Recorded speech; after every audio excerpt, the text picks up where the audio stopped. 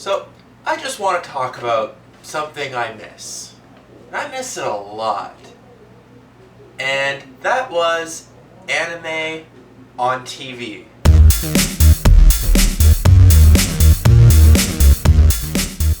This is a scenario where I'm very jealous of our American brothers and sisters who still have Toonami, which is not only an anime block, but full of good anime. And the reason I am so jealous is because once upon a time, us otaku here in Canada had it. We didn't have Toonami exactly, but we had a glorious run of a little programming block called Bionix. Now, I've talked about Bionix in previous posts and podcasts. It usually comes up every now and again, but I really wanted to just dive into it and talk about why I miss it so much and why things like it could be a great idea again. So here in Canada, one of the biggest kids television networks is called YTV. And in the early 90s, it was a super big player. And the story of Bionix begins with when YTV owned or was partnered with Mainframe Entertainment, which came about after the massive success of Reboot. Quick history there, for those of you who don't know, Reboot started in the southern United States, but after a while had a problem with getting funding and support from networks down there, and was eventually acquired by YTV, brought up and finished here. And that was when the really cool, dark stuff with Matrix and Andreas started to happen, because YTV was brave enough to let it happen. So, thank all the cool stuff in Reboot. Thank YTV for that. But going from there was when YTV saw the potential in not a 7 to 10 demographic, but a 13 and up, when they noticed the interest in Reboot spiking in those darker episodes. So after years of being mainly a kids network, they really wanted to up their age grouping. And they found through anime, particularly the popularity of Inuyasha, that through anime, that was how they could get their older age demographic. Again, this was brought about by the success of Inuyasha, which was airing weeknights around 8, if I'm remembering correctly. They sensed a golden opportunity and started bringing in more anime. And they knew that the genre was getting popular because they were playing with series that were targeted at a younger audience, such as Beyblade and Yu-Gi-Oh!, which used to run during the Zone, which was the after-school block. But the popularity of that was something to take advantage, and it came to a head in September of 2004. In September 2004, on Friday nights, they began Bionix, which was their block of shows specifically targeted at the mid to late teen audience, and it was very anime heavy, particularly with Bandai properties of the time, including Gundam Seed, Witch Hunter Robin, and Ghost in the Shell. Now, to me, as a blossoming anime fan, it was everything's coming up Millhouse for us. There was now a time of the week dedicated to our viewing, and that was almost unheard of because before that, anime was considered a niche thing. And although this was a bringing it to a mainstream channel, this was not horribly mainstream anime. This was mid-teen to young adult anime, particularly in Gundam Seed. And looking back on it now, I almost consider it a renaissance of sorts, because I was an anime fan very young. I discovered Sailor Moon and Gundam Wing, and through my adolescence kind of ignored it, and then came back to it as a young teenager. And through it, developed my personality. It's the reason I'm standing in front of a camera talking to you guys about this genre. But at that time, having that dedicated block was huge. And it was where we started seeing new shows, because although it was possible to find a lot of anime online, it wasn't necessarily easy because you had to torrent everything, which for a lot of people would use up your bandwidth cap in no time at all. Plus, even if you were downloading anime and had the ability to, most things were not officially subtitled. They were what were called fan subs, which was just usually fans of the show adapting the English dialogue straight from the manga, just basically transcribing the manga to what they saw on the screen. And it worked out most of the time, sometimes not so much. It's why to this day, some people have entirely different vocabularies when talking about the same show. That might be a story for another time though. But having this was monumental. Like I said, for the run of Bionix, it made Friday nights exciting, which is something I miss dearly. Although having Crunchyroll has elements of it because you'll wait for a certain night of the week to see a certain show, it just wasn't the same. When you raced home from school, even though it wasn't about to start for another 4 hours, you would race home from school.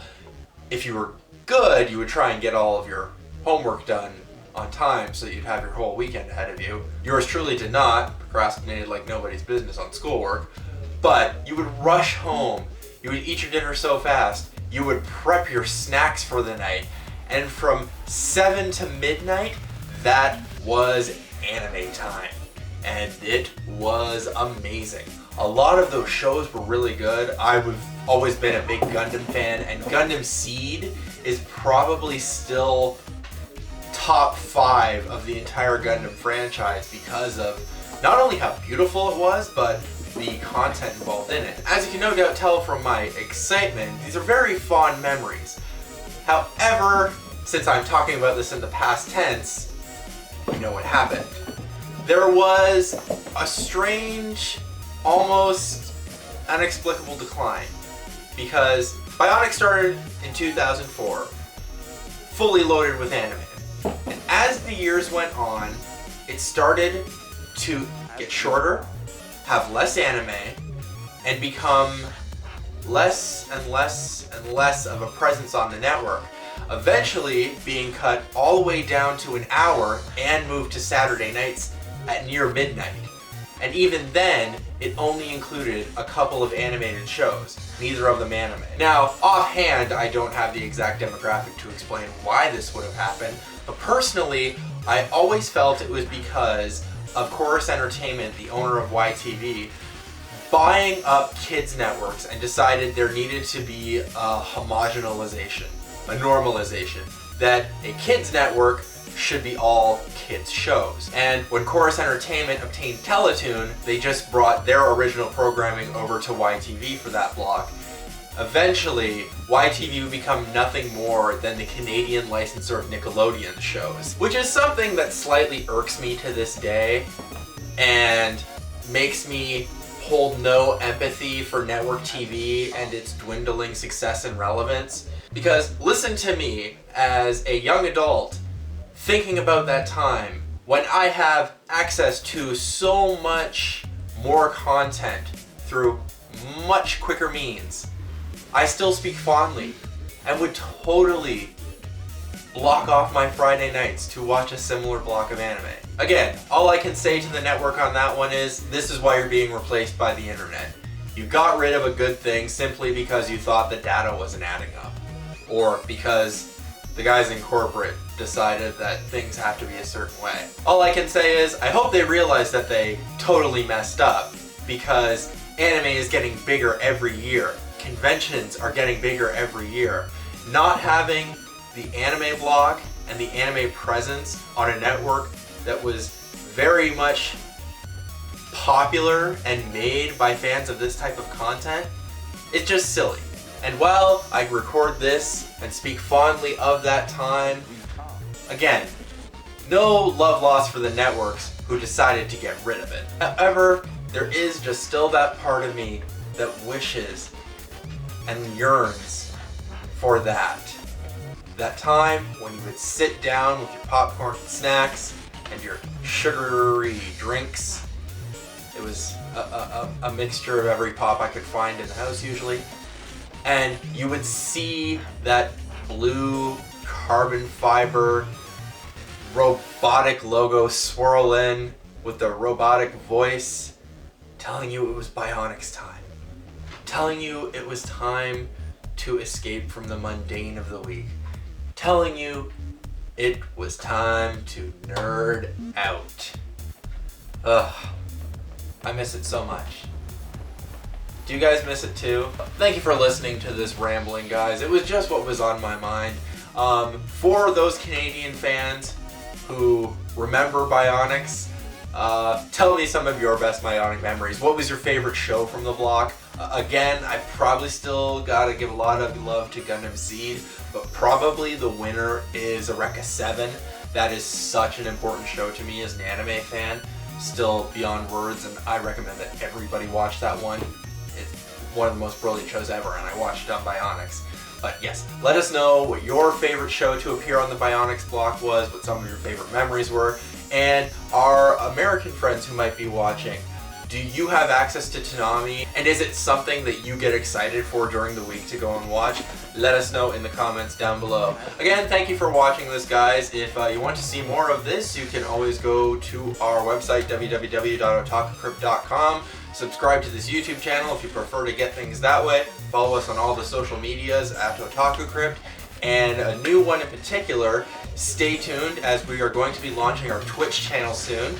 It is going to be the place where you're going to see various members of the Otaku Crypt team, not just myself. We're going to be hanging out on there and having some fun and talking to you guys. So if you want to go over there and preemptively follow us, we are the Otaku Crypt on Twitch. Thank you once again for watching, everybody. This has been the Weekly Bento, and I will see you next time.